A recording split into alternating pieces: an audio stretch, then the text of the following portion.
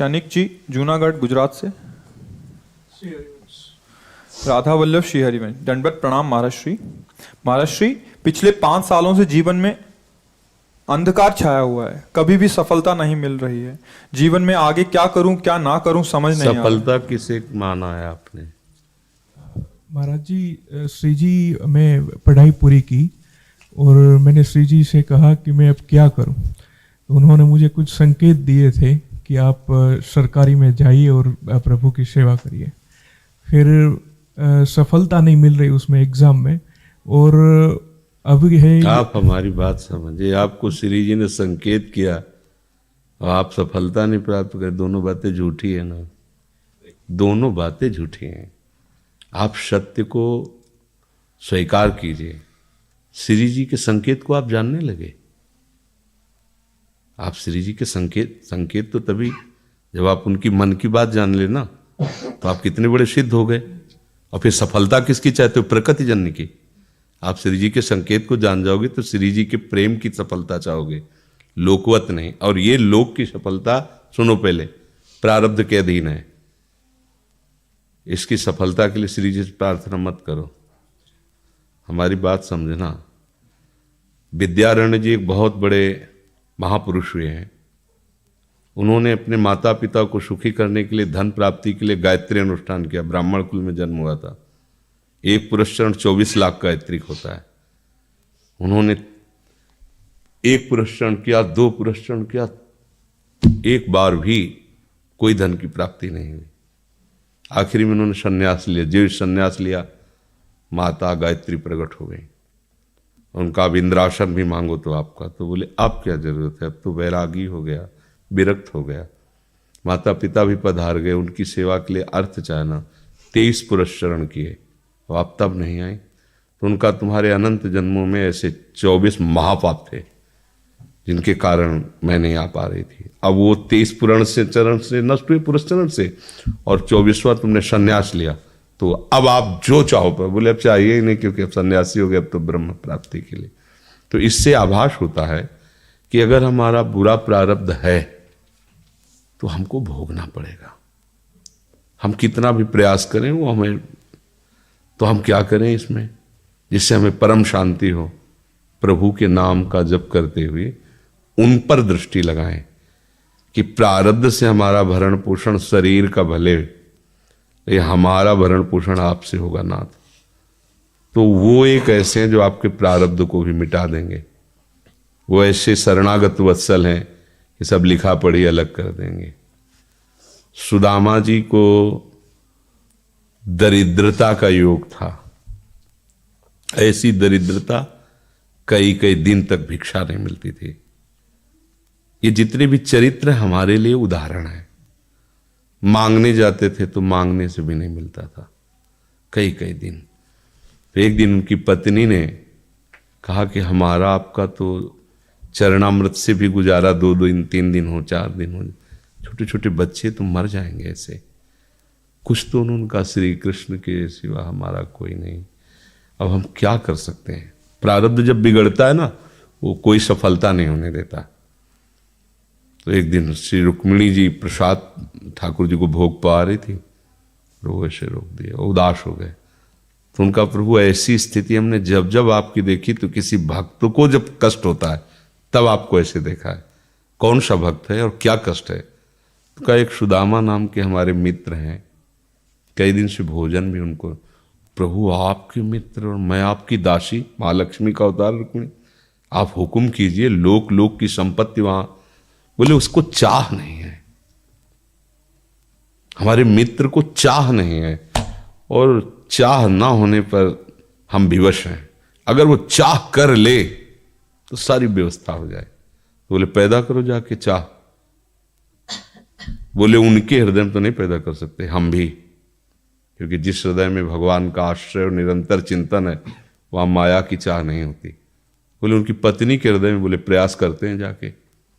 भगवान संत वेश में गए, भिक्षाम दे, वो निकली। अतिथि का सत्कार करना गृहस्थ का धर्म होता है। हाथ जोड़ा और कहा, हम असमर्थ हैं, आपको भिक्षा नहीं दे सकते। क्यों? बोले हम अपवित्र हैं, हमारे ऊपर सूतक लगा हुआ है। किस बात का सूतक? हमने एक पुत्र जन्मा है, तो ठीक है हम 10-12 दिन बाद आ जाएंगे। बोले नहीं, आजीवन अपवित्र रहेंगे। वैसा कौन सा? बोले दरिद्रता रूपी। विद्वान की पत्नी है तो ऐसे उनका दरिद्रता रूपी पुत्र का जन्म, अर्थात सीधे कि मैं नहीं दे सकती या देने योग्य नहीं, ऐसा न कहीं कहा, मैं अपवित्र हूं। तो उनका दरिद्र कैसे हो सकती हो? जिनके पति के मित्र द्वारिकाधीश भगवान श्री कृष्ण है, वो दरिद्र कैसे हो सकता है? एक बार कहो ना अपने पति से। चले गए। जो सुदामा जी आए तो उन्होंने कहा कि देखो आज एक अतिथि आए थे, उनको मैं कुछ नहीं दे पाए, मुझे बहुत कष्ट है कि मेरे पुत्र और आए हुए अतिथि का भी हम स्वागत नहीं कर सकते, उनका भरण आपके मित्र द्वारिकाधीश प्रभु श्री कृष्ण है। सुदामा जी ने कहा, बोले चले जाओ ना, वो कुछ न कुछ सहयोग कर देंगे। तो बोले हम ऐसे मित्र नहीं बनाए कि वो हमारा सहयोग करें, कभी नहीं, मर जाऊंगा पर उनसे ये नहीं कहूंगा कि आप हमारा। बोले मत कहना, दर्शन के लिए तो चले जाओ, वो सुना है इतने उदार हैं कि वो जाने पर ही दे देंगे। सुदामा जी ने कहा दर्शन के लिए तो जा सकते हैं, बहुत दिन हो गए, ठीक है, पर मित्र के पास जाए तो कुछ लेके जाना चाहिए, मेरे पास तो कुछ नहीं ना।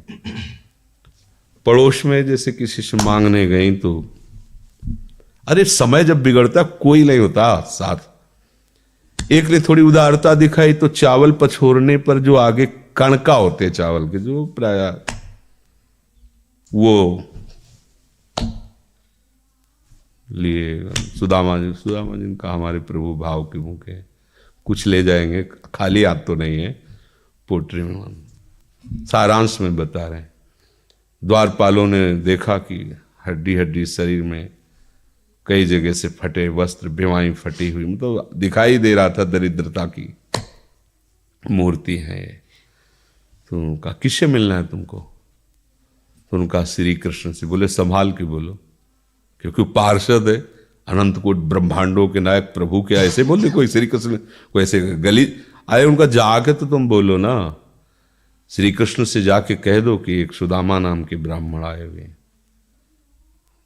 पार्षद गए, वो प्रभु बड़ा अजीब आदमी है, आपका नाम बिना किसी सभ्यता के ले रहा है। वो कह रहा श्री कृष्ण से कह, सुदामा कूद पड़े, भगवान दौड़े। वो पार्षद वो सब की ब्रह्मा जी शंकर जी आते हैं तो वहां खड़े रहते हैं घंटों, भगवान ऐसे भागे जाके। सुदामा जी को पता था ना, हमारे रुक्मिणी जी के महल में रुक्मिणी जी के पलंग पर बैठाते हैं, स्वयं चरण पखारते हैं सब। अब ये वैभव, क्या हालचाल है, कैसे हो? प्रभु आप सब जानते हो, आपकी बड़ी कृपा है। तो ब्याह हो गया, हाँ ब्याह भी हो गए, बच्चे भी हो गए। हमारे पास आए हो तो कुछ तो लाए ही होगे। अब वो सड़े से कपड़े में चावल, कैसे बड़ी बड़ी वो वैभव, महारानियां सब भगवान का। चुप ऐसे बोले, देखो फिर चूक कर रहे हो, हमारे हिस्से की चोरी पहले की थी और फिर चूक कर रहे हो। और उन्हें हिम्मत नहीं पड़ रही थी, इतने महामहिम प्रभु को कैसे हो तंदुल। भगवान ने ऐसे छीला, ओहो आज तक मुझे ऐसा स्वाद नहीं मिला। भगवान बड़ाई कर रहे, देखो रुक्मिणी जी की आंखों में आंसू आ गया वो दृश्य। भगवान पकड़ लिया हाथ, बस प्रभु हम आपकी सिवा नहीं रह सकती हो। भगवान तो सुदामा जी का स्वागत समान कुछ दिन, अच्छे कपड़े पहनाए। जब चलने लगे ना तो भगवान की तरफ वो देखते, मतलब कामना नहीं पर कि देखा पत्नी कह रही थी जाओगे कुछ न कुछ, चले प्रभु, हाँ ठीक है, इधर से ऐसे चले जाना, हाथ भी खाली। प्रभु ने कहा देखो ये कपड़े जो है ना महंगे हैं, रास्ते में तुम्हें चोर बदमाश, तुम अपनी पोशाक पहने इनको उतार दो। बोले बड़ी कृपा, कपड़े भी उतार रहे और रास्ते में सोचे देखो निगेटिवली सोच रहे, मेरे श्री कृष्ण मुझे कितना प्यार करते हैं। उन्होंने इसीलिए नहीं दिया कि दरिद्र कहीं संपत्ति पाकर मतवाला होकर मुझे भूल न जाए। मुझे कितना प्यार करते हैं, प्रभु के प्यार में मगन होकर सुदामा पूरी खड़ी जैसे द्वारिका। तो उनको भ्रम हुआ कि मुझे लगता है चलते चलते मैं पुनः द्वारिका आ गया। तो वहां पूछ रहे हैं कि ये किसका है। भगवान के पास विधाता है, उनका प्रभु ये तो गलत हो गया, इनके भाग्य में हमने लिखा था क्षय श्री, ऐश्वर्य का नाश, जीवन में नहीं ऐश्वर्य, क्षय श्री। भगवान ने उसका उल्टा कर दिया यक्ष श्री। जैसे कुबेर का अथाह धन का खजाना, त्रिभुवन का खजाना वही है कुबेर के पास, ऐसे कुबेर का खजाना यक्ष श्री।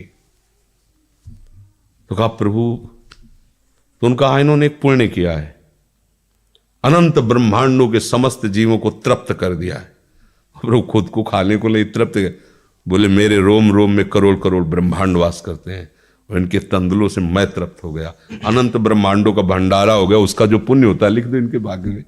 अब किसी की चलेगी प्रभु के आगे।